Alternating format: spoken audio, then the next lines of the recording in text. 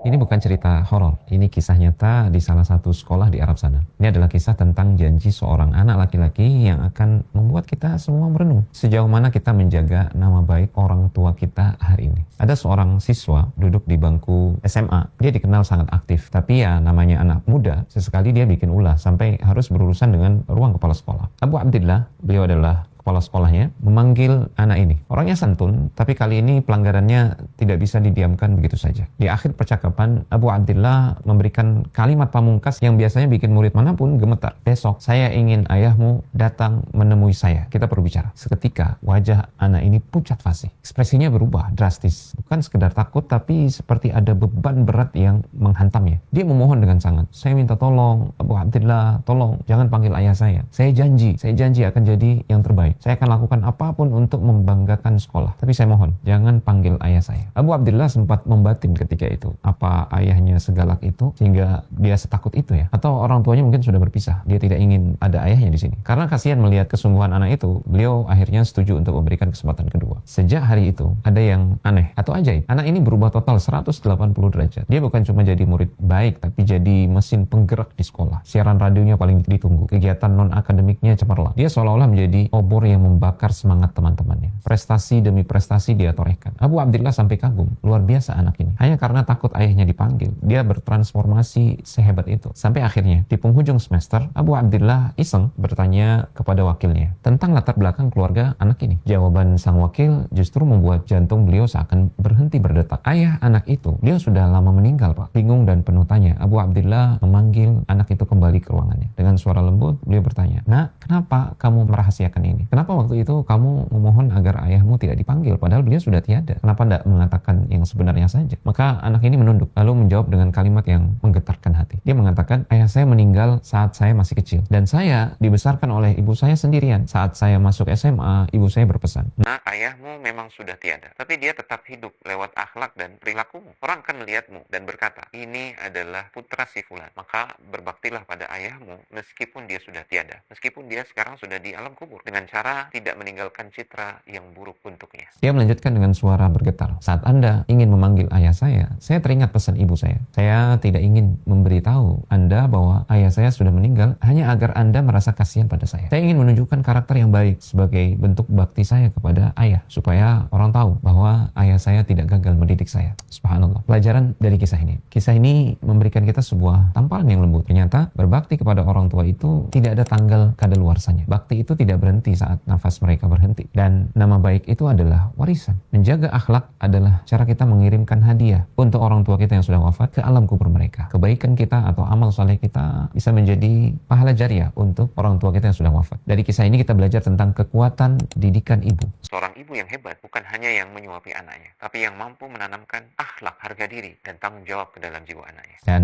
kabar baiknya, prinsip hidup yang kuat itu membawa anak ini terbang tinggi. Hari ini, anak yang dulu memohon agar ayahnya tidak dipermalukan itu, dia telah sukses menjadi seorang pilot. Dia membuktikan bahwa meski ayahnya sudah di bawah tanah, namanya tetap bisa harum setinggi langit lewat perilaku sang anak. Bagi kita para orang tua, tetaplah memohon kepada Allah Subhanahu wa taala untuk dianugerahi anak yang saleh. Ingat doa yang diajarkan di dalam Al-Qur'an yang diucapkan oleh seorang nabi, "Rabbi habli minas salihin." Wahai Rabbku, anugerahkan untukku anak-anak keturunan yang saleh. Semoga Allah memberikan taufik. Barakallahu fiik.